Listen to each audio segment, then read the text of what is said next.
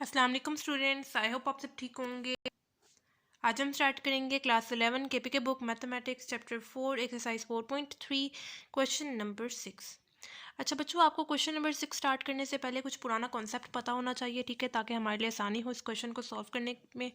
तो सबसे पहले हम लोगों ने एक्सरसाइज 4.1 एंड एक्सरसाइज 4.2 में आर्थमेटिक सीक्वेंस को डिस्कस किया था, ठीक है। अब अरिथमेटिक सीक्वेंस क्या होता है, मैंने आपको एग्जांपल दी थी। अगर मेरे पास सीक्वेंस कुछ यूँ है 1 3 5 और आगे मेरे पास सीक्वेंस चलता जा रहा है, ठीक है। सीक्वेंस अरिथमेटिक सीक्वेंस में कोई भी सीक्वेंस कब होगा, जब उनके दरमियान में डिफरेंस यानी गैप सेम होगा नंबर्स के दरमियान में। यानी 1 एंड 3 के दरमियान में गैप सेम होना चाहिए, 3 एंड 5 के दरमियान में दोनों में गैप सेम होना चाहिए। यानी 1 एंड 3 के दरमियान में कितना गैप है, 2 है। 3 एंड 5 के दरमियान में कितना गैप है, 2 है। तो जब आपके पास डिफरेंस सेम होगा तभी वो अरिथमेटिक सीक्वेंस में या अरिथमेटिक प्रोग्रेशन में होगा, ठीक है। अगर सीक्वेंस डिफरेंस सेम नहीं है तो फिर वो अरिथमेटिक सीक्वेंस में या अरिथमेटिक प्रोग्रेशन में नहीं होगा सीक्वेंस, ठीक है। तो डिफरेंस सेम होना ज़रूरी है। तो मैं आपको क्या बता रही थी कि मेरे पास कुछ सीक्वेंस है 1 3 5 अप टू सो ऑन, मेरे पास आगे डॉटेड लाइन शो हुई हुई है, ठीक है। और इन डॉट्स में मुझे कोई nth टर्म फाइंड करनी है। अब nth टर्म क्या होता है, इन डॉट्स में बच्चों nth टर्म आपके पास कोई भी टर्म हो सकती है। वो 9th टर्म भी हो सकता है, 100th टर्म भी हो सकती है, 1000 टर्म भी हो सकती है, कोई भी टर्म हो सकती है।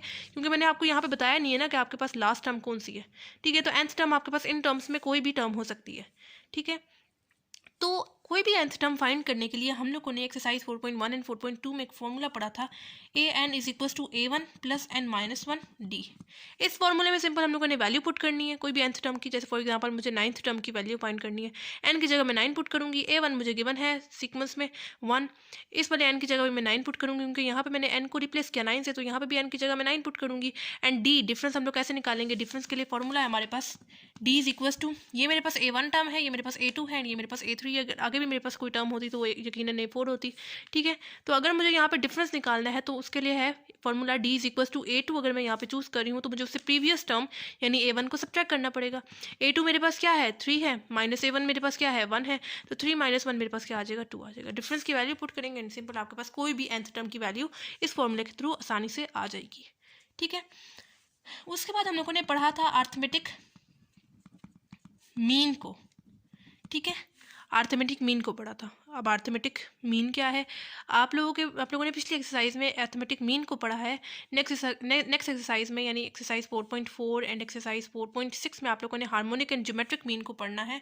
तो ये तीनों मीन्स बहुत इंपॉर्टेंट हैं। आप लोगों ने इन क्वेश्चंस की arithmetic mean, geometric mean and harmonic mean की अच्छे से प्रैक्टिस करनी है। इस टाइप के क्वेश्चंस इंपॉर्टेंट होते हैं, आते हैं, ठीक है। तो अरिथमेटिक मीन के लिए हम लोगों ने फॉर्मूला पढ़ा था a plus B divided by 2, ठीक है। इसका आगे भी यूज़ है डिटेल में, तो इंशाल्लाह नेक्स्ट एक्सरसाइज में हम लोग इसको पढ़ेंगे दोबारा से, ठीक है।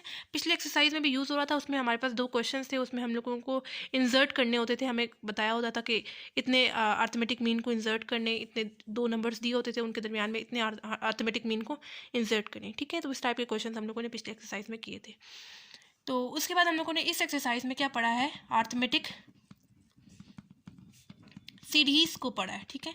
सीरीज में हम लोग प्लस का साइन यूज़ करते हैं, सीक्वेंस में हम लोग दरमियान में कोमा यूज़ करते हैं ना नंबर्स के दरमियान में, लेकिन सीरीज में हम लोग ऐड का साइन प्लस का साइन यूज़ करते हैं। यानी इसी सीरीज को, इसी सीक्वेंस को देख लें, यानी 1 + 3 + 5 प्लस अप टू सॉन मेरे पास चलते जा रही है सीरीज, ठीक है। तो सीरीज में आपके पास प्लस का साइन आएगा, बाकी वही काम करना है। डिफरेंस सेम होगा तभी वो अरिथमेटिक सीरीज में होगा, वरना नहीं होगा, ठीक है। मतलब 1 एंड 3 के दरमियान में डिफरेंस सेम होना चाहिए, 3 एंड 5 के दरमियान में डिफरेंस सेम होना चाहिए। डिफरेंस निकालने का भी वही तरीका है, ठीक है। बस आपके पास डिफरेंस यहाँ पे सेम होना चाहिए तभी वो अरिथमेटिक सीरीज में होगा, वरना नहीं होगा। अरिथमेटिक सीरीज सम निकालने के लिए हम लोगों ने 2 फॉर्मूलाज पढ़े थे, S N is equal to n/2 2a1 plus n-1 D. एक ये पढ़ा था और एक दूसरा पढ़ा था S N is equal to n/2 a1 plus an। दूसरा हम लोगों ने ये वाला फॉर्मूला पढ़ा था। तो अरिथमेटिक सीरीज में जब हम लोग इन दोनों में सब कौन सा फॉर्मूला कब यूज़ करें, जब आपके पास फर्स्ट टर्म सिर्फ गिवन होगी तब आप लोग ये वाला फॉर्मूला यूज़ करेंगे, ठीक है। लेकिन अगर आपके पास सीरीज में लास्ट टर्म भी गिवन है, यानी लास्ट टर्म मेरे पास 100 गिवन है, तब आप लोग ये वाला फॉर्मूला यूज़ करेंगे, जिसमें आपके पास A1 टर्म तो फर्स्ट वाली एंड AN यानी लास्ट टर्म को हम लोग AN कहते हैं, ठीक है। लास्ट टर्म आप लोगों के पास 100 टर्म है, ठीक है। तो बस इतना याद रख लें कि अगर लास्ट टर्म गिवन होगी तब ये वाला फॉर्मूला यूज़ करेंगे, अगर नहीं गिवन तो फिर ये वाला यूज़ करेंगे, ठीक हो गया। तो अब आते हैं वापस क्वेश्चन नंबर 6 पे। अभी आपको इंशाल्लाह सही से समझ आएगी जब हम लोग क्वेश्चन सॉल्व करेंगे। क्वेश्चन नंबर 6 है हमारे पास, x1 x2 and x3 up to so on are in arithmetic progression. मैंने आपको स्टार्ट में ही बताया था कि कोई भी सीक्वेंस अर्थमेटिक प्रोग्रेशन में कब होगा या अर्थमेटिक सीक्वेंस में कब होगा, जब उनके दरमियान में डिफरेंस सेम होगा। ठीक है, तो अब यहाँ पे इन्होंने क्वेश्चन में ही हमें बता दिया कि हाँ वो अर्थमेटिक प्रोग्रेशन में है, तो यकीनन उनका डिफरेंस सेम होगा। ठीक है, if x1 plus x2 plus x10 sorry x7 है ये, x1 plus x7 plus x10 is equal to -6 and x3 plus x8 plus x12 is equals to -11, then find x1 plus x8 plus x22। ठीक हो गया। आप बेशक इसको नाम दे दें क्वेश्चन नंबर 1 का, इसको नाम दे दें क्वेश्चन नंबर 2 का। हमें मेन चीज़ क्या फाइंड करनी है, ये चीज़ फाइंड करनी है, यानी x1 plus x8 plus x22, ये मेन चीज़ हमें फाइंड करनी है। ठीक है, हमें 2 इक्वेशंस दी हुई है, इक्वेशंस कह लें। ठीक है, एक ये दी हुई है, यानी कौन सी है, x1 plus x7 plus x10 is equal to -6, और दूसरी आपको कौन सी दी हुई है, x3 plus x8 plus x12 is equal to -11। दूसरी आपको ये वाली इक्वेशन दी हुई है। ठीक है, तो यहाँ पे मेरे पास स्टार्ट में क्या यूज़ हो रहा है, x1 यूज़ हो रहा है। इसको तो मैं मज़ीद सिंप्लीफाई नहीं कर सकती, मैं क्या करूँगी, इसको एज इट इज़ लिख दूँगी। सिंप्लीफाई का क्या मतलब मैं यहाँ पे ये वाला फार्मूला यूज़ करना चाह रही हूँ, यानी x7 जो टर्म है एंड x10 टर्म है, उसमें मैं अर्थमेटिक सीक्वेंस का फार्मूला यूज़ करूँगी। अब मैं कैसे यूज़ करूँ, मैं यहाँ पे क्या लिख रही हूँ, मैं यहाँ पे लिख रही हूँ x1 प्लस 7 - 1d। अब ये मैंने कैसे लिख दिया। ठीक है, यहाँ पे जो फॉर्मूला है an is equal to a1 plus n minus 1d, आप लोगों ने फॉर्मूला पढ़ा है वेरिएबल a के साथ, आपको क्वेश्चन में वेरिएबल दे दिया हुआ है x। ठीक है, मैं यहाँ पे आपको करके बताती हूँ। फॉर्मूला मेरे पास क्या है, an is equal to a1 plus n minus 1d है फॉर्मूला। ठीक है, वेरिएबल आपको इस क्वेश्चन में कौन सा गिवन है, x गिवन है। अब x वेरिएबल के साथ इसको बना के देखते हैं, तो मेरे पास यकीनन इस तरह फॉर्मूला बनेगा, xn is equal to x1 plus x minus 1d। इस वेरिएबल के साथ बना के देख लें। ठीक है, हम लोगों ने पहले फॉर्मूला जो है वो x वेरिएबल के साथ बना दिया ताकि हमारे लिए आसानी हो। ठीक है, अब यहाँ पे मैं बनाना चाह रही हूँ इसको इस फॉर्मूले के अकॉर्डिंग, अर्थमेटिक सीक्वेंस के फॉर्मूले के अकॉर्डिंग। तो मैं क्या करूँगी, इस nth टर्म को रिप्लेस कर दूंगी किस टर्म से, यहाँ पे जो मेरे पास टर्म गिवन है, कौन सी टर्म गिवन है, 7 टर्म गिवन है, तो मैं क्या करूँगी, इस nth टर्म को रिप्लेस कर दूंगी 7 से। ठीक है, क्योंकि मुझे इसके अकॉर्डिंग फॉर्मूला बनाना है। तो x1 तो मेरे पास कोई सीक्वेंस है नहीं गिवन कि मैं x1 की वैल्यू निकालूँ, तो x1 मेरे पास यहाँ पे एज इट इज आ जाएगा, प्लस n को यहाँ पे किस चीज़ से रिप्लेस किया, 7 से किया, तो यहाँ पे जब मेरे पास n यूज़ हो रहा है, n यूज़ होगा यहाँ पे। ठीक है, n यहाँ पे चूँकि मेरे पास यूज़ हो रहा है, तो इसकी इस n की जगह भी मैं क्या पुट करूँगी, 7 पुट करूँगी -1, एंड आगे वाला d मेरे पास एज इट इज आ जाएगा। d भी मेरे पास नहीं, कोई सीक्वेंस ही नहीं गिवन, तो मैं d कैसे लिखूँ। ठीक है, तो मैंने यहाँ पे यहाँ पे वही काम किया फॉर्मूले वाला। ठीक है, जैसे मैंने इसको बनाया है, अब बिल्कुल वैसे ही इस x10 को भी बनाऊंगी, यानी x1 मेरे पास एज इट इज आ जाएगा, प्लस nth टर्म मेरे पास क्या है 10 -1 एंड आगे वाला d एज इट इज। ठीक है, इसको भी मैं आपको करके बता देती हूँ। फॉर्मूला क्या है, main an is equal to a1 plus n minus 1d। Variable मेरे पास क्वेश्चन में क्या यूज़ हो रहा है, x यूज़ हो रहा है। nth टर्म मेरे पास इस केस में क्या गिवन है, 10 गिवन है। ठीक है, देखें 10 गिवन है ना। ठीक है, n की जगह मैं यहाँ पे लिख रही हूँ 10 nth टर्म मेरे पास 10 गिवन है, इज इक्वल टू, अब मुझे फॉर्मूला भी इसके अकॉर्डिंग बनाना है। a को मैं रिप्लेस कर दूंगी यहाँ पे x वेरिएबल के साथ, आगे 1 as it is, plus n को यहाँ पे 10 से रिप्लेस किया, तो इस वाले n की जगह भी मैं 10 लिखूंगी, -1 एंड आगे d। तो वही काम मैंने यहाँ पे डायरेक्ट लिख दिया। ठीक है, इज इक्वल टू आगे वाला -6 एज इट इज आ जाएगा। स्टार्ट में x1 को मैंने इस वजह से नहीं किया क्योंकि x1 तो पहले से ही मतलब लोएस्ट वैल्यू में है, इसको मैं कैसे चेंज करूँ। ठीक है, तो इसमें फॉर्मूला नहीं लगेगा, एज इट इज x1 आएगा। ठीक है, अब पहले ब्रैकेट खोल के लिख लेते हैं, फिर इसको सिंप्लीफाई कर लेते हैं मजीद। x1 प्लस x1 हो जाएगा, प्लस 7 - 1 क्या हो जाएगा, 6d, प्लस x1 प्लस 10 - 1 क्या हो जाएगा, 9d इज इक्वल टू -6। ठीक हो गया। अब यहाँ पे देखें, इस वाले x1 के साथ भी कांस्टेंट 1 है, इस वाले x के साथ भी कांस्टेंट 1 है, और इस वाले x1 के साथ भी कांस्टेंट 1 है। 1 + 1 + 1 क्या हो जाएगा, 3x1। ठीक हो गया।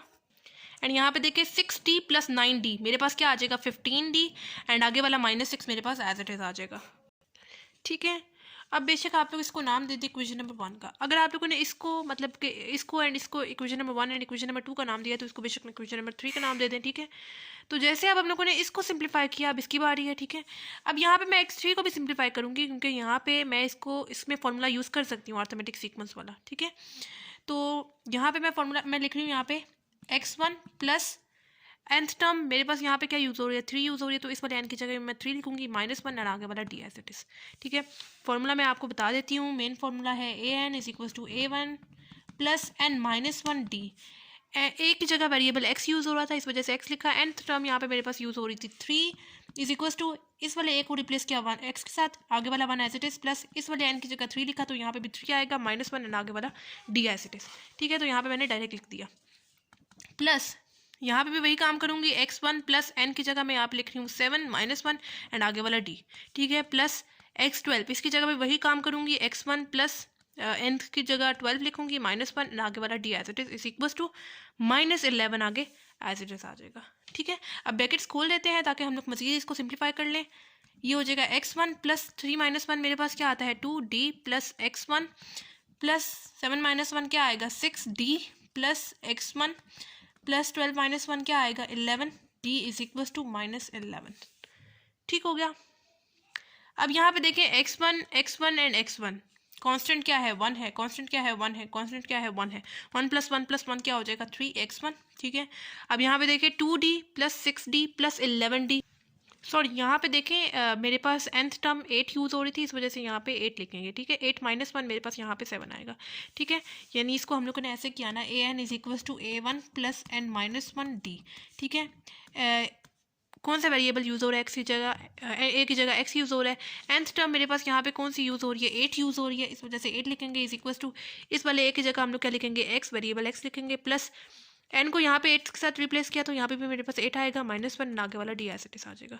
ठीक है, तो यहाँ पे मेरे पास 8 आएगा। ठीक है, n टर्म मेरे पास यहाँ पे 8 यूज़ हो रही है, इस वजह से n की जगह यहाँ पे 8 आएगा, 8 -1 मेरे पास क्या हो जाएगा 7 हो जाएगा। ठीक है, तो 2 + 7 + 11 मेरे पास क्या आ जाएगा +20d इज इक्वल टू -11 आगे एज इट इज। ठीक हो गया। इसको बेशक आप लोग नाम दे दें इक्वेशन नंबर 2 का, अगर आप लोगों ने इसको इक्वेशन नंबर 1 क्या है तो इसको इक्वेशन नंबर 2 कह दें, या इक्वेशन नंबर 4 कह दें अगर आप लोगों ने इसको इक्वेशन नंबर 1 2 3 एंड 4 इस तरह किया। ठीक है, तो कोई मसला नहीं। अब इन दोनों इक्वेशंस को सॉल्व करने का क्या फ़ायदा था, जैसे मैंने यहाँ पे ये अर्थमेटिक सीक्वेंस का फॉर्मूला बनाते हुए इसको सिंप्लीफाई किया है, मतलब इक्वेशन मैंने यहाँ तक सिंप्लीफाई कर ली है, बिल्कुल मैं वैसे ही जो मेरा मेन काम है, जो मुझे मेन चीज़ फाइंड करनी है उसमें भी वही काम करूँगी।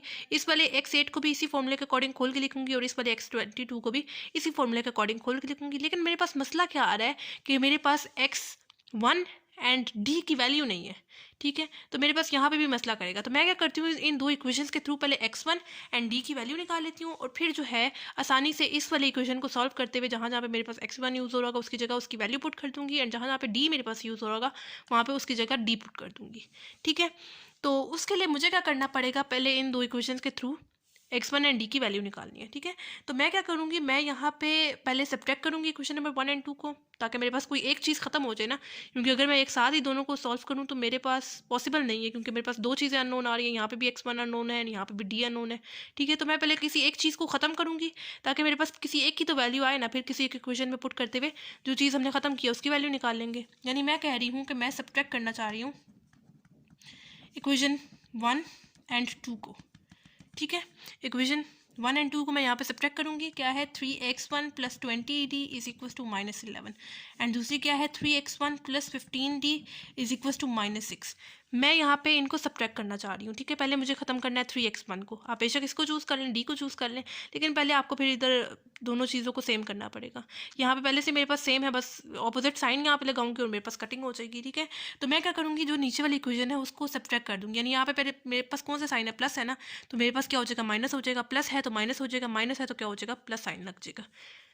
ठीक है, अब यहाँ पे देखिए +3x1 है एंड यहाँ पे -3x1 है, आपस में कैंसिल आउट हो जाएंगे। ठीक है, इसी वजह से मैंने यहाँ पे ये काम किया, सब्ट्रैक्ट किया है, ताकि मेरे पास कोई एक चीज़ ख़त्म हो जाए, दूसरी की तो वैल्यू निकालूँ ना, फिर किसी एक इक्वेशन में पुट करते हुए जो चीज़ ख़त्म की उसकी वैल्यू भी निकाल लेंगे।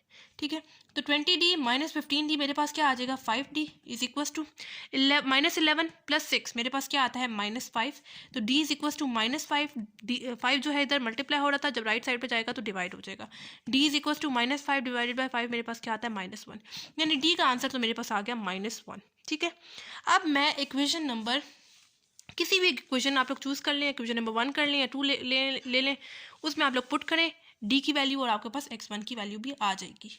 ठीक है, मैं यहाँ पे कर रही हूँ putting value of d in equation 1। ठीक है, इक्वेशन नंबर 1 मेरे पास क्या है, इक्वेशन नंबर 1 ये है 3x1 plus 15d is equal to -6, ठीक है।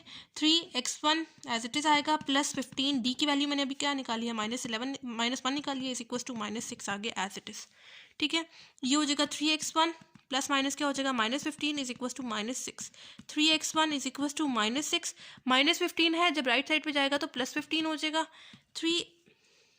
3x1 is equal to -6 plus 15 मेरे पास क्या आता है 9, and x1 is equal to 9 divided by 3, मतलब 3 यहाँ पे देखिए मल्टीप्लाई हो रहा है, जब राइट साइड पे जाएगा तो डिवाइड हो जाएगा, and x1 is equal to 9 divided by 3 मेरे पास क्या आता है 3, यानी x1 का आंसर मेरे पास क्या आ गया 3 आ गया, ठीक है। यानी d एंड x1 का आंसर हम लोगों ने निकाल लिया।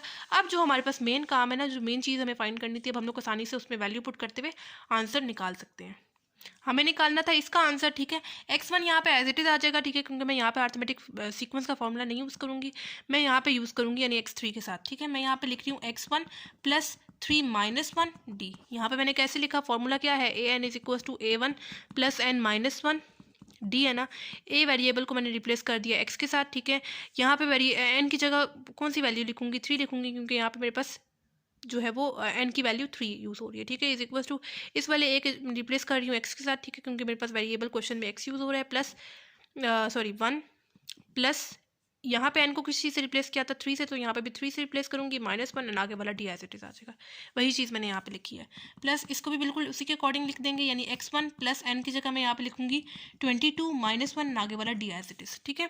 अब हम लोग थोड़ा सा पहले अपनी ब्रैकेट्स खोल देते हैं, यानी x1 प्लस 3 - 1 मेरे पास क्या हो जाएगा 2d प्लस x1 प्लस 22 - 1 मेरे पास क्या हो जाएगा 21d, ठीक है। अब यहाँ पे देखें x1 एंड x1 तीनों के साथ कांस्टेंट आपके पास 1 1 लगा हुआ है, ठीक है। 1 + 1 क्या हो जाएगा 3x1 प्लस यहाँ पे देखें, ओ सॉरी, यहाँ पे मेरे पास जो नंबर था वो 8 था, ठीक है। मुझे लगा 3 यहाँ पे यूज़ हो रहा है, ठीक है, तो मिसअंडरस्टैंडिंग हो गई है। तो यहाँ पे भी मेरे पास आ जाएगा 8, ठीक है। तो 8 - 1 मेरे पास आएगा यहाँ पे 7, ठीक है। 7 + 21, इसको दोबारा से करते हैं नीचे, ठीक है। जो मेन चीज़ हमें फाइंड करनी है ना, वो है x3 + x8 + x22। एक्चुअली मैंने क्वेश्चन में ही जो मेन चीज़ फाइंड करनी है उसकी वैल्यू जो है वो गलत लिख दी थी, तो मैंने बुक से अभी टैली किया है, तो वहाँ पे था x3 + x8 + x22, ठीक है। तो यहाँ पे अब हम लोग अप्लाई करेंगे वही काम, ठीक है। d की वैल्यू क्या हम लोग ने निकाली है -1, एंड x1 की वैल्यू हम लोग ने क्या निकाली है 3 निकाली है, वही काम करेंगे। यानी यहाँ पर मैं लिख रही हूँ x1 + 3 - 1 d। ये मैंने कैसे लिख दिया, फॉर्मूला आपको पता है क्या है, an is equal to a1 + n - 1 d, arithmetic sequence का, ठीक है। वेरिएबल मेरे पास क्वेश्चन में क्या यूज़ हो रहा है, x यूज़ हो रहा है, n की जगह मैं यहाँ पे लिख रही हूँ 3, जो मेरे पास यूज़ हो रही है मेन चीज़, यानी 3 इज इक्वल टू a1 मेरे पास क्या यूज़ हो रहा है, यानी एक को मैं रिप्लेस कर रही हूँ x के साथ 1, प्लस यहाँ पे n को मैंने किस चीज़ से रिप्लेस किया है 3 से, तो यहाँ पे भी 3 से रिप्लेस करूँगी, -1 आगे वाला d एज इट इज़, तो वही काम मैंने यहाँ पे डायरेक्ट लिखा है। प्लस यहाँ पे भी आगे भी वही काम करना है, यानी x1 प्लस ये हो जाएगा 8 - 1 d plus x1 plus 22 - 1 d, ठीक हो गया। मतलब मेन फार्मूला ये है, वेरिएबल मेरे पास यहाँ पे क्वेश्चन में x यूज़ हो रहा है, पहले मैं 8 के साथ बता रही हूँ, x8 is equal two variable मतलब एक को हम लोग को रिप्लेस करेंगे x के साथ, x1 हो जाएगा, प्लस n की जगह यहाँ पे क्या चीज़ यूज़ हो रही है 8 यूज़ हो रहा है, 8 - 1 एंड आगे वाला d, उसी तरह ये भी करेंगे, ठीक है। पहले हम लोग ब्रैकेट खोल लेते हैं ताकि हमारे लिए आसानी हो उसको मज़ीद सॉल्व करने में।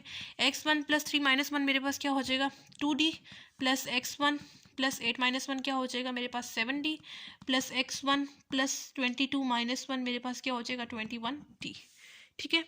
तो ये देखें x1 एंड x1, इसके साथ भी कांस्टेंट 1 है, इसके साथ भी कांस्टेंट 1 है, और इसके साथ भी कांस्टेंट 1 है। 1 + 1 + 1 क्या हो जाएगा 3x1, ठीक है। 2d plus 7d plus 21d मेरे पास क्या आता है प्लस 30d, ठीक है। अब मैं यहाँ पे x1 एंड d की वैल्यू पुट कर देती हूँ। x1 की वैल्यू क्या है 3 है, प्लस 30, d की वैल्यू क्या है -1 है, तो 3 3 मेरे पास क्या आता है 9 आता है, प्लस माइनस क्या हो जाएगा -30, तो 9 - 30 मेरे पास क्या आता है -21, ठीक हो गया। यही चीज़ मुझे फाइंड करनी थी और मेरे पास फाइनल आंसर क्या आ गया -21। अच्छा, क्वेश्चन नंबर 6 में हम लोगों ने क्या किया, हमें यहाँ पे बताया हुआ था, हमें दो इक्वेशंस दी हुई थी x1 + x7 + x10 is equal to -6, और दूसरी दी हुई थी 3 plus X 8 plus X 12 is equal to -11। हमने क्या किया, हमने मेन चीज़ ये फाइंड करनी थी, ठीक है, हमें मेन चीज़ ये फाइंड करनी थी। तो मैंने क्या किया, जो equation number 1 and equation number 2 था, उसमें मैंने यहाँ पे जो मेरे पास x7 एंड x10 यूज़ हो रहा था, उसमें मैंने अर्थमेटिक सीक्वेंस का फॉर्मूला यूज़ करते हुए इसको थोड़ा सिंप्लीफाई कर लिया, ठीक है। ये स्टार्ट वाला x1 एज इट इज आ जाएगा, इसको हम लोग नहीं कर सकते, ठीक है। उस तरह सेकंड इक्वेशन जो थी मेरे पास x3 plus x8 plus x12 is equal to -11, उसको भी मैंने वही काम किया। x3 में भी अर्थमेटिक सीक्वेंस का फॉर्मूला यूज़ किया, यहाँ पे भी अर्थमेटिक सीक्वेंस का, यहाँ पे भी अर्थमेटिक सीक्वेंस का फॉर्मूला यूज़ करते हुए इसको यहाँ तक ले आई, ठीक है। उसके बाद मुझे, जैसे मैंने यहाँ पे इक्वेशन मतलब कि अर्थमेटिक सीक्वेंस का फॉर्मूला यूज़ करते हुए इसको खोल के लिखा है, वैसे ही मैंने यहाँ पे भी जो मेन चीज़ मुझे फाइंड करनी है वही काम करना है। लेकिन मेरे पास मसला क्या आ रहा है, यहाँ पे मेरे पास x1 एंड d की वैल्यू नहीं है। तो मुझे प्रॉपर इसका आंसर लाने के लिए पहले x1 एंड d का आंसर लाना है, दोनों की वैल्यूज़ लानी है, ठीक है।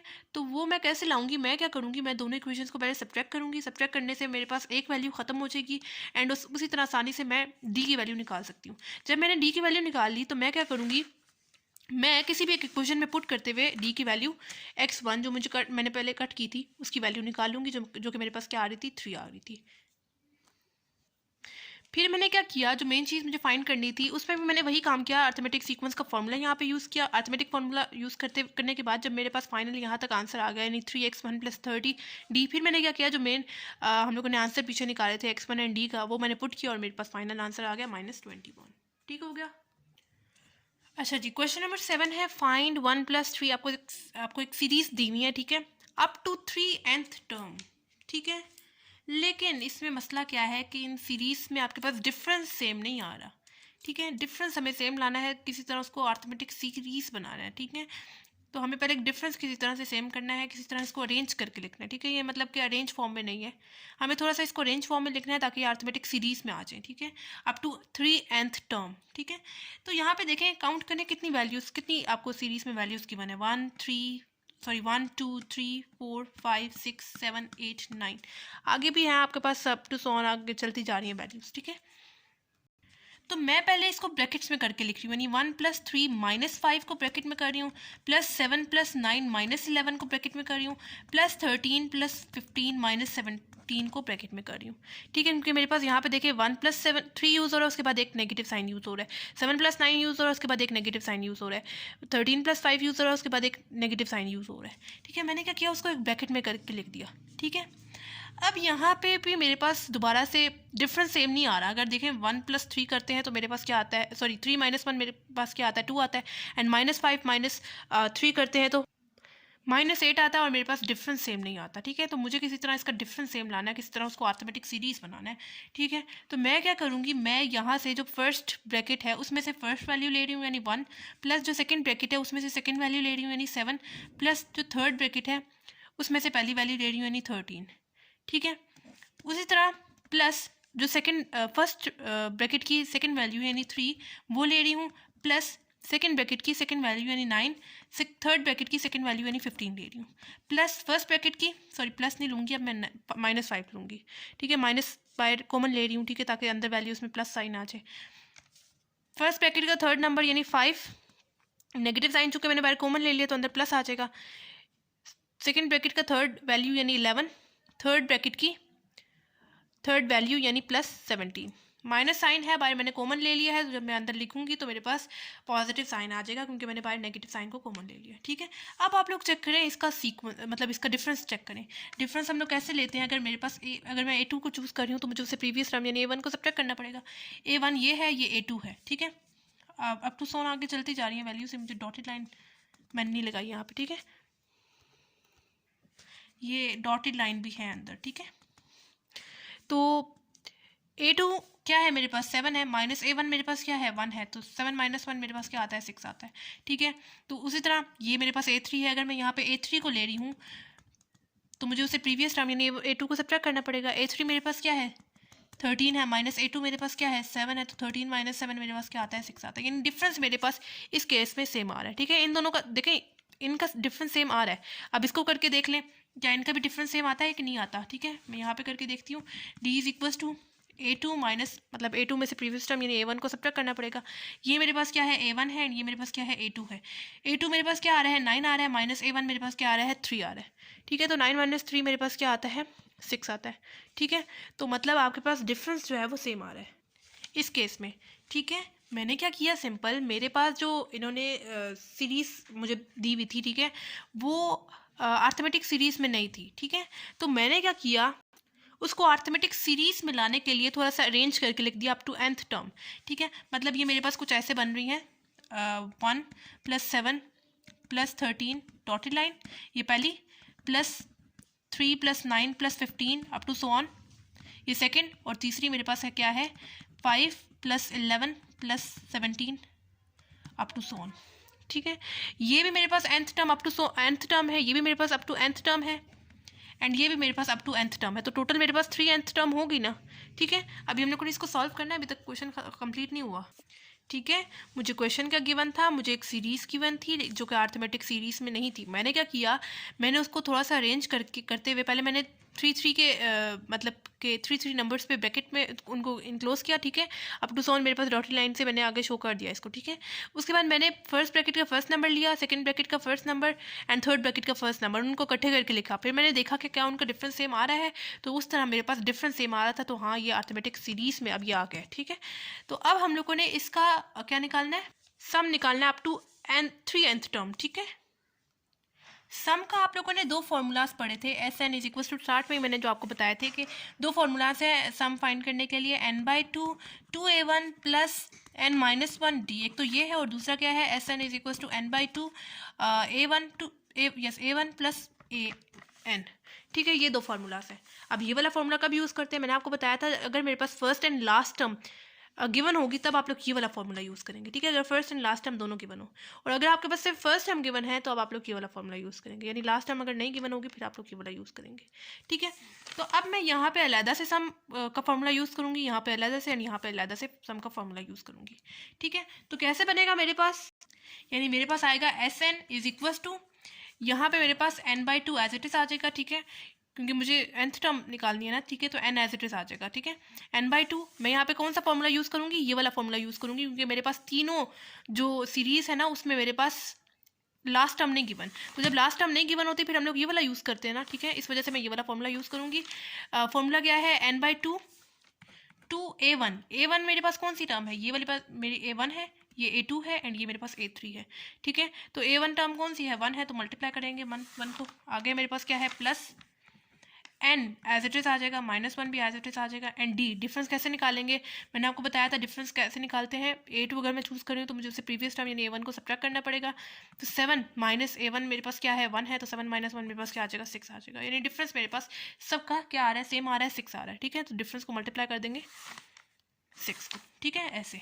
अब ये मैंने सिर्फ इसके लिए सॉल्व किया, अभी इसकी बारी आती है, उसके बाद इसकी, प्लस इसके लिए भी वही फॉर्मूला यूज़ करेंगे ये वाला। ठीक है, सबसे पहले किसके इक्वल होगा n/2, एस एन मैंने यहाँ पे लिख दिया एक दफ़ा इज इक्वल टू, अब आगे मैं लिख रही हूँ 2a1, a1 क्या है, ये a1 है, ये a2 है, एंड ये मेरे पास a3 है।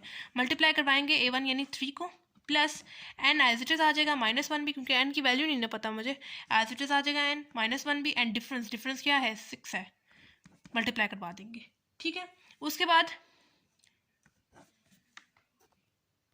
इसकी बारी आती है माइनस एज इट इज़, यहाँ पे भी यही वाला फॉर्मूला यूज़ होगा, क्योंकि मेरे पास लास्ट वैल्यू नहीं गिवन, किसके इक्वल है n/2 2a1 क्या है, ये a1 वाली वैल्यू, ये a2 वाली है, ये a3 वाली है। ठीक है, तो a1 मेरे पास क्या है 5 है, पुट करेंगे, प्लस n की वैल्यू नहीं पता तो कैसे पुट करेंगे, n -1 एज इट इज़ आ जाएगा, एंड d डिफरेंस मैंने आपको बताया था सेम आ रहा है, जो कि क्या है 6 है।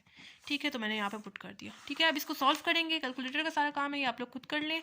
तो n/2 एज इट इज़ आ जाएगा, 2 1 क्या हो जाएगा 2, प्लस 6 को मल्टीप्लाई करवाएंगे इसके साथ भी और इसके साथ भी, 6 × n मेरे पास क्या हो जाएगा 6n, -6 × 1 मेरे पास क्या हो जाएगा 6 हो जाएगा, प्लस n/2 ये वाला एज इट इज़, 2 3 क्या हो जाएगा 6, प्लस n को 6 को मल्टीप्लाई करेंगे n के साथ भी और 1 के साथ भी, 6 × n मेरे पास क्या हो जाएगा 6n, -6 1 क्या हो जाएगा 6 हो जाएगा, minus n/2 as it is आ जाएगा, 2 5 क्या हो जाएगा 10 हो जाएगा, -6 को मल्टीप्लाई करवाएंगे इसके साथ और इसके साथ, ये हो जाएगा 6n, -6 × 1 मेरे पास क्या हो जाएगा 6 हो जाएगा। ठीक है, अब यहाँ पे देखें तीनों चीज़ों में क्या चीज़ कॉमन आ रही है, यहाँ पे भी मेरे पास n/2 आ रहा है, यहाँ पे भी मेरे पास n/2 आ रहा है, एंड यहाँ पे भी मेरे पास n/2 आ रहा है। तो हम क्यों ना ऐसा करते हैं कि n/2 को कॉमन ले लेते हैं। मैंने ले लिया n/2 को कॉमन, ब्रैकेट लगाते हुए अंदर सारी वैल्यूज को लिख दूंगी, यानी 2 + 6n - 6 + 6 + 6n - 6। यहाँ पे मेरे पास क्या यूज़ हो रहा है, नेगेटिव साइन यूज़ हो रहा है, इस वजह से आप लोग पहले इसको ब्रैकेट में कर लें, नेक्स्ट स्टेप में ब्रैकेट खोल दें उनकी, क्योंकि नेगेटिव साइन अंदर मल्टीप्लाई होता है जब ब्रैकेट खोलते हैं। तो Sn = n/2, 2 + 6n - 6 + 6 + 6n - 6, ये हो जाएगा -10, माइनस माइनस क्या हो जाएगा, प्लस हो जाएगा, एंड माइनस माइनस क्या हो जाएगा, +6 हो जाएगा। ठीक हो गया। अब Sn = n/2, 2, अब जिस जिसकी कटिंग हो रही है उसकी कटिंग कर दें। ठीक है, यहाँ पे देखें -6 एंड +6 कटिंग हो जाएगी। ठीक है, उसके बाद मेरे पास यहाँ पे देखें +6 - 6 आपस में कैंसिल आउट हो जाएंगे। ठीक है, उसके बाद मेरी कोई कटिंग नहीं होती। अच्छा, यहाँ पे आपके पास जो है वो प्लस का साइन आता है। ठीक है, प्लस का साइन ये वाला आता है, तो जब ये माइनस साइन अंदर मल्टीप्लाई होगा तो यहाँ पे आपके पास आ जाएगा माइनस। ठीक हो गया। तो यहाँ पे देखिए +6n एंड -6n आपस में कैंसिल आउट हो जाएंगे। ठीक है, तो यहाँ पे मेरे पास सिंपल रहेगा 6n एंड 2 - 8 - 10 मेरे पास क्या आता है, -8। ठीक है, तो Sn = n/2। यहाँ से बेशक आप लोग ले लें 2 को कॉमन। ठीक है, 2 को कॉमन लिया तो अंदर मेरे पास क्या रह गया, ये 3n, यानी 2 × 3 मेरे पास क्या आता है, 6 आता है, माइनस यहाँ पे आ गया मेरे पास 4। ठीक है, अब ये वाला जो 2 है वो इस 2 के साथ कैंसिल आउट हो जाएगा, एंड Sn = अब n अंदर मल्टीप्लाई हो जाएगा 3n² - 4n। ठीक हो गया, और ये आ गया हमारे पास arithmetic series up to 3nth term. ठीक हो गया, दोबारा से समझते हैं। सिंपल इस क्वेश्चन में क्या किया, हमारे पास जो सीरीज गिवन थी वो अर्थमेटिक सीरीज में नहीं गिवन थी। अर्थमेटिक सीरीज में क्या होना ज़रूरी है, उनका डिफरेंस सेम होना ज़रूरी है, लेकिन यहाँ पे डिफरेंस नहीं सेम हो रहा था। इसलिए मैंने क्या किया, मैंने इसको थोड़ा सा अरेंज करके लिख दिया। 1 + 7 + 13 अप टू मतलब आगे डॉट लगाते हुए up to nth term, 3 + 9 + 15 up to nth term, minus का साइन कॉमन लिया, अंदर सारी टर्म्स जो है पॉजिटिव होगी। 5 + 11 + 17 up to nth term, n + n मेरे पास 3nth टर्म आ जाएंगी। फिर मैंने क्या किया, मुझे इनका सम फाइंड करना था। इनका सम फाइंड करने के लिए मैंने फार्मूला लगाया, कौन सा वाला, मतलब ये वाला जिसमें हमें लास्ट टर्म नहीं गिवन होती। फार्मूला लगाने के बाद सिंपल कैलकुलेशन की, कैलकुलेशन करने के बाद यहाँ पे मतलब आप लोगों ने साइंस का ध्यान रखना है। ठीक है, ये नेगेटिव साइन अंदर मल्टीप्लाई होगा जब हम लोग ब्रैकेट, जब भी ब्रैकेट के बाहर नेगेटिव साइन होता है, जब ब्रैकेट खोलते हैं तो वो अंदर सबके साथ मल्टीप्लाई होता है। ठीक है, तो इस चीज़ का आप लोगों ने ध्यान रखना है। उसके बाद कटिंग वगैरह करने के बाद मेरे पास आ गया 6n - 8, यहाँ से मैंने 2 कॉमन ले लिया। कॉमन लेने के बाद मेरे पास 2 आपस में कैंसिल आउट होते के बाद मेरे पास n अंदर दोनों वैल्यूज़ के साथ मल्टीप्लाई हो गया। ठीक है, और ये आ गया मेरे पास सम अर्थमेटिक सीरीज का अप टू 3nth टर्म। ठीक हो गया। अच्छा, क्वेश्चन नंबर 8 है, show that the sum of the first n positive odd integers is n²। अब शो दैट का वर्ड यूज हो रहा है, यानी हमें ये चीज़ जो है वो आंसर में लानी है। ठीक है, तो हमारे पास क्या क्वेश्चन क्या है कि show that the sum of first n positive odd integer is n²। ठीक है, अब क्या बात कर रहे हैं, किस चीज़ की बात कर रहे हैं, इंटीजर्स की बात कर रहे हैं। इंटीजर्स क्या होते हैं, इंटीजर्स आपके पास +-1 मतलब प्लस माइनस के साथ आपके पास वैल्यूज़ होती हैं, यानी +-1 +-2 +-3 अप टू सो ऑन। ठीक है, तो वो बोल रहे हैं कि आपने पहले बनानी है एक सीरीज़। ठीक है, उनका सम, मतलब सीरीज़ हमारे पास बन रही है किनकी, ऑड, पॉजिटिव ऑड इंटीजर्स की। ऑड नंबर्स कौन से होते हैं, ऐसे नंबर्स जो 2 के टेबल में नहीं जाते, यानी 1 3 5 7 अप टू सो ऑन, यानी ऐसे नंबर्स जो 2 के टेबल में नहीं जाते वो ऑड नंबर होते हैं। और इवन नंबर कौन से होते हैं, ऐसे नंबर्स जो 2 के टेबल में जाते हैं, यानी 2 4 6 8 अप टू सो ऑन। ठीक है, ये मेरे पास ऑड नंबर्स हैं जो 2 के टेबल में नहीं जाते, और इवन नंबर ऐसे नंबर्स जो 2 के टेबल में जाते हैं। ठीक है, तो उन्होंने बोला है कि sum of first n positive odd integers, यानी ऑड इंटीजर्स का मतलब सम, यानी उनकी सीरीज बन रही है। First n positive odd integers, यानी पॉजिटिव ऑड इंटीजर्स की सीरीज बनानी है। मतलब ऐसे मेरे पास बनेगी 1 + 3 + 5 + 7 अप टू सॉन मेरे पास चलती जा रही है, अप टू किधर तक, nth टर्म तक। ठीक है, ठीक है, क्वेश्चन में इन्होंने क्या बोला हुआ था, show that the sum of first n positive odd integer is Sn। ठीक है, हमें बताना है कि जो सम है ना positive n positive odd numbers का, इंटीजर्स का, वो आपके पास आना चाहिए एन स्क्वायर। जब भी शो दैट का वर्ड यूज़ हो रहा होगा तो आप लोगों ने जो चीज़ गिवन है उसको मतलब सॉल्व करके वही चीज़ लानी है, ठीक है। तो सम हम लोग कैसे लाएंगे, जब उसके पहले सीरीज़ बनानी पड़ेंगी, जो चीज़ हमें गिवन है मतलब पॉजिटिव ऑड इंटीजर्स, उनके पहले सीरीज़ बनाएंगे, उसके बाद तभी तो उनका सम निकालेंगे, ठीक है। तो अब मेरे पास ये सीरीज़ बन गई है आप लोग को इधर तक nth टर्म तक, ठीक है। तब मैं यहाँ पे फॉर्मूला यूज़ करूँगी। कौन सा फॉर्मूला? दो फॉर्मूलाज पढ़े हैं आप लोगों ने सम के। एक पढ़ा है SN is equals to n/2 plus n-1 d। ये वाला फॉर्मूला कब यूज़ करते हैं? जब हमारे पास लास्ट टर्म नहीं गिवन होती है। और दूसरा हम लोग फॉर्मूला कब यूज़ करते हैं? n/2 a1 plus an। दूसरा फॉर्मूला कब यूज़ करते हैं? जब हमारे पास first term and last term दोनों गिवन होती है।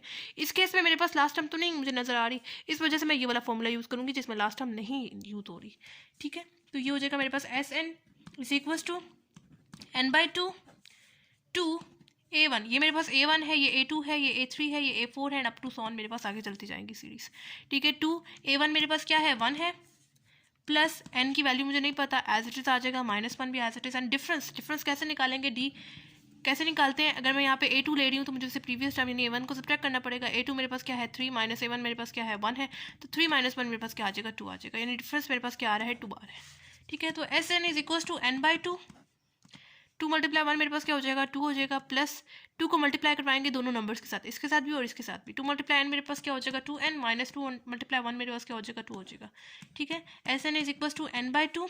यहाँ पे देखिए +2 है एंड -2 है, आपस में कैंसिल आउट हो जाएंगे, मेरे पास पीछे के रह गया 2n, ठीक है। ये वाला जो 2 है डिवाइड फॉर्म में, ये वाला मल्टीप्लाई फॉर्म में, आपस में कैंसिल आउट हो गए। SN is equal to n मेरे पास क्या हो जाएगा? n²। एंड ये चीज़ मेरे पास प्रूव होगी, ठीक हो गया। तो सिंपल इस क्वेश्चन में क्या किया, इन्होंने बोला था कि show that the sum of first n positive odd integers is n²। हम लोगों ने पहले एक सीरीज़ बनाई पॉजिटिव ऑड इंटीजर्स की, ठीक है। पहले मैंने आपको बताया कि इंटीजर्स क्या होते हैं, ऑड नंबर्स कौन से होते हैं और इवन नंबर्स कौन से होते हैं। पॉजिटिव इंटीजर्स का, पॉजिटिव ऑड इंटीजर्स का हम लोगों ने पहले सीरीज़ बनाई अप टू nth टर्म तक, ठीक है। उसके बाद हम लोगों ने यहाँ पे सम का फॉर्मूला लगाना था, कौन सा वाला? जिसमें लास्ट टर्म नहीं गिवन होती। तो हम लोगों ने फॉर्मूला लगाने के बाद वैल्यूज पुट करने के बाद मेरे पास आ गया सिंपल आंसर n², ठीक है। और यही चीज़ प्रूफ करनी थी। अच्छा जी, क्वेश्चन नंबर 10 है हमारे पास। Find the sum of all the multiples of 9 between 300 and 700। 300 से लेके 700 के दरमियान, मतलब 300 से अगला वाले नंबर से लेके 700 से पिछले वाले नंबर के दरमियान, मतलब उन्होंने बिटवीन का वर्ड यूज़ किया है ना, इस वजह से उनके दरमियान में, ठीक है। मतलब ये दो नंबर से लेना उनके दरमियान में, ठीक है। 300 से लेके 700 के दरमियान 9 के मल्टीपल्स का पहले आप लोग सीरीज़ बनाएंगे, उसके बाद उनका सम निकालना है, ठीक है, कि वो हैं कितनी, मतलब टोटल जो है टर्म्स नंबर्स, उनका आप लोगों ने सम निकालना है, ठीक है। कि आपको रेंज भी दे दी हुई है, यानी 300 से लेके किधर तक? 700 के दरमियान आप लोगों ने निकालना है क्या चीज़? ऐसे नंबर्स जो 9 के मल्टीपल हैं उनका सम निकालना है, ठीक है। मतलब मेरे पास सबसे पहला क्या होगा? 306 होगा, यानी 300 आप लोगों ने नहीं लेना, उससे जो नेक्स्ट नंबर है ना 306 वो आप लोग लेंगे। क्यों लेंगे? उससे नेक्स्ट कौन सा मल्टीपल है 9 का? मेरे पास है 315 है। मल्टीपल ऑफ 9 क्या मतलब? ऐसे नंबर्स जो 9 के टेबल के साथ डिवाइड हो जाते हैं। जैसे देखें 306 डिवाइडेड बाय 9 करें तो आपके पास आता है ना आंसर 34 आता है, ठीक है। तो ऐसे नंबर्स जो 9 के टेबल के साथ डिवाइड हो जाते हैं, ठीक है, तो वो मल्टीपल्स कहलाते हैं, ठीक है। तो 300 से लेके 700 के दरमियान आप लोगों ने देखने हैं कि मल्टीपल्स ऐसे नंबर्स जो 9 के टेबल के साथ जो 9 के मल्टीपल्स हैं उनका आप लोगों ने निकालना है सम, ठीक है। तो हम लोग क्या करेंगे, पहले थोड़ा सा जो है 2-3 नंबर्स पहले लिख देंगे, उसके बाद डॉटेड लाइन से शो करते हुए लास्ट नंबर लिख देंगे, क्योंकि हम लोग पूरा जो है ना सीरीज़ को नहीं लिख सकते, पेपर में इतना टाइम नहीं होता। तो 306 प्लस 315 है, उसके बाद आता है हमारे पास 324 अप टू सॉन मेरे पास चलता जा रहा है। और 700 से पिछला कौन सा नंबर है? मल्टीपल ऑफ 9 693 है, ठीक है। तो आप लोगों ने देखें आपको क्वेश्चन में भी बोला हुआ है 300 एंड 700 के दरमियान बिटवीन का लफ्ज़ यूज़ हो रहा है, इस वजह से आप लोगों ने 300 से जो नेक्स्ट 9 का मल्टीपल है उधर से स्टार्ट करना है, और 700 से जो प्रीवियस 9 का मल्टीपल है वहाँ पे जाके स्टॉप कर देना है, ठीक है। अब यहाँ पे चूँकि हमें सम फाइंड करना है तो सम का फॉर्मूला लगेगा SN is equal to n/2 2a1 plus n-1 d। एक ये फॉर्मूला पड़ा था और दूसरा SN is equal to n/2 a1 plus an, दूसरा ये वाला फॉर्मूला पढ़ा था। कौन सा वाला यूज़ करें? मैंने आपको क्या बताया था, जब हमारे पास फर्स्ट टर्म, ये मेरे पास फर्स्ट टर्म है, ये सेकंड है, ये थर्ड है, अगर ये आगे और भी होती तो यकीनन ये फोर होती, एंड लास्ट टर्म हमारे पास कौन सी होती है? ए एन टर्म होती है। ठीक है, तो मैंने आपको बताया था जब हमारे पास first term and last term दोनों गिवन हो तो हम लोग ये वाला फॉर्मूला यूज़ करते हैं। तब मैं इस वजह से फर्स्ट टर्म भी गिवन है, लास्ट टर्म भी गिवन है, इस वजह से ये वाला फॉर्मूला यूज़ कर रही हूँ। तो क्या है, S N is equal to n/2। a1 मेरे पास क्या है 306 प्लस an मेरे पास क्या है 693। इसके बाद क्या करना है? इसके बाद देखिए यहाँ पे मेरे पास दो चीज़ें अननोन आ गया। मैं किसकी वैल्यू फाइंड करूँ? एस एन की निकालूंगी या तो फिर एन की निकालूंगी। इस वजह से पहले मुझे निकालना है कि इन 306 से लेके 693 जिनका मुझे मतलब सम निकालना है, उनके दरमियान में नंबर्स कितने हैं। नंबर्स पता होंगे तभी तो उनका सम निकाल पाऊंगी। तो नंबर्स को निकालने के लिए मैं यहाँ पे यूज़ कर रही हूँ अर्थमेटिक सीक्वेंस का फॉर्मूला, यानी nth term number of term मुझे फाइंड करने के लिए मैं अर्थमेटिक सीक्वेंस का फॉर्मूला यूज़ करूँगी। मैंने आपको बताया था ना स्टार्ट में, कोई भी nth टर्म निकालने के लिए हम लोग ये वाला फॉर्मूला यूज़ कर सकते हैं। an is equal to a1 plus n minus 1d। तो मैं क्या करूँगी, ये वाली जो nth टर्म मुझे नहीं ना पता, मैं इस फॉर्मूले के थ्रू निकाल लूँगी। ए एन की जगह मैं उसकी वैल्यू पुट कर देती हूँ, जो कि मुझे पता है क्या है 693 है, इज इक्वल टू a1 मेरे पास क्या है 306 है, n minus 1 as it is आ जाएगा, एंड d डिफरेंस क्या है, डिफरेंस हम लोग निकाल लेते हैं। डिफरेंस हम लोग कैसे निकालते हैं? अगर मैं यहाँ पे a2 चूज़ कर रही हूँ तो मुझे उसे प्रीवियस टर्म यानी a1 को सब्ट्रैक्ट करना पड़ेगा। d is equal to a2 मेरे पास क्या है 315 है, उससे प्रीवियस टर्म मेरे पास कौन सी है 306 है, तो 315 माइनस 306 मेरे पास क्या आता है 9 आता है। ठीक है, तो यहाँ पे मेरे पास आ गया डिफरेंस 9। ये देखें जो उनसा 306 यहाँ पे ऐड हो रहा है। ठीक है, तो जब ये लेफ्ट तरफ जाएगा तो क्या हो जाएगा सब्ट्रैक्ट हो जाएगा। ठीक है, is equal to n minus 1 and 9 आ गया। ठीक है, 693 माइनस 306 मेरे पास क्या आता है, मेरे पास आता है 387। ठीक है, ये वाला जो 9 इधर मल्टीप्लाई हो रहा है जब लेफ्ट तरफ जाएगा तो डिवाइड हो जाएगा n माइनस 1, तो 387 डिवाइडेड बाय 9 मेरे पास क्या आता है 43 आता है, is equal to n minus 1। ये जो सा n यहाँ पे सब्ट्रैक्ट हो रहा है जब लेफ्ट तरफ जाएगा तो क्या हो जाएगा ऐड हो जाएगा, इज इक्वल टू n। तो 43 प्लस 1 मेरे पास क्या आता है 44, इज इक्वल टू n, यानी n का आंसर मेरे पास क्या आ गया 44 आ गया। यानी इससे मुझे पता चल गया कि 306 से लेके 6 मतलब 300 से लेके 700 के दरमियान कितने नंबर से दरमियान में जो मल्टीपल है 9 के 44 ऐसे नंबर से जो 9 के मल्टीपल है। ठीक है, तो n को मैं किस चीज़ से रिप्लेस करूँगी 44 से। नंबर्स ऑफ टर्म कितनी है 44 है। जब मैंने यहाँ पे n को रिप्लेस किया 44 से, तो इस वाले n को भी मैं 44 से रिप्लेस करूँगी डिवाइडेड बाय 2, एंड 306 प्लस 693 मेरे पास क्या आता है 999। ठीक है, तो S44 is equal to 2 1s are and 2 22s are 44, 22 and 999। तो S44 is equal to 22 multiply 999 मेरे पास क्या आता है 21978। ठीक है, यानी S44 मेरे पास क्या आ गया 21978। ठीक है, सिंपल। इस पार्ट में मैंने क्या किया, इस क्वेश्चन में मैंने क्या किया, मेरे पास क्वेश्चन था find the sum of all the multiple of 9 between 300 and 700। मतलब ऐसे नंबर्स जो 300 एंड 700 के दरमियान, ऐसे नंबर्स का सम निकालना है जो 9 के मल्टीपल है। ठीक है, मतलब उनके दरमियान में, वो नंबर्स नहीं उनके दरमियान में। तो मैंने पहले सीरीज़ बना ली, मतलब 306 से लेके मतलब 300 से अगला नंबर जो ऐसा नंबर जो 9 का मल्टीपल है वो 306 है, एंड 700 से प्रीवियस नंबर यानी 693 9 का मल्टीपल है, यानी उनके दरमियान में। इस वजह से इनका मैंने सीरीज़ बना लिया। सीरीज़ बनाने के बाद फिर मैंने यहाँ पे फॉर्मूला लगाया सेकंड वाला। ठीक है, ये वाला जो इसमें मेरे पास फर्स्ट एंड लास्ट टर्म दोनों मेरे पास गिवन होती है। ठीक है, तो मैंने वो फॉर्मूला यहाँ पे लगाया। लगाने के बाद फिर मैंने देखा कि यहाँ पे मेरे पास दो चीज़ें अननोन आ रही है। पहले मुझे निकालना है कि नंबर ऑफ टर्म्स कितनी है इनके दरमियान में, तभी तो मैं इनका सम निकाल सकती हूँ। तो उसके लिए मैंने क्या किया, मैंने आपको स्टार्ट में बताया था कि कोई भी nth टर्म निकालने के लिए, कोई भी नंबर ऑफ टर्म निकालने के लिए हम लोग ये वाला फॉर्मूला आसानी से यूज़ कर सकते हैं। उसमें वैल्यू पुट करेंगे और हमारे पास आंसर आ जाएगा। मेरे पास an गिवन था, a1 गिवन था, d भी गिवन था। मैंने इसमें वैल्यूज पुट की और मेरे पास n का आंसर क्या आ गया 44 आ गया। 44 यहाँ पे पुट किया। पुट करने के बाद आगे सिंपल सॉल्व करने के बाद मेरे पास सम उनका कितना आ गया 21978। ठीक हो गया। तो ये था हमारे पास एक्सरसाइज 4.3 का क्वेश्चन नंबर 9। मतलब हमने आज 6, 7, 8 एंड 9 क्वेश्चंस किए हैं। बाकी अगर किसी भी क्वेश्चन से रिलेटेड कोई प्रॉब्लम हो तो आप लोग मुझसे कमेंट बॉक्स में पूछ सकते हैं। इसके अलावा आप लोगों ने मुझे ये भी बताना है कि आपको मेरी वीडियोस कैसी लग रही हैं, क्या ये हेल्पफुल है या नहीं है, और आपने मेरे चैनल को सब्सक्राइब भी करना है ताकि मेरी सारी वीडियोज़ आपकी तरफ टाइमली पहुँच जाएँ, और अपने फ्रेंड्स वगैरह के साथ भी शेयर करें ताकि उनका भी फ़ायदा हो जाए। तो मिलते हैं नेक्स्ट वीडियो में, तब तक के लिए अल्लाह हाफिज़।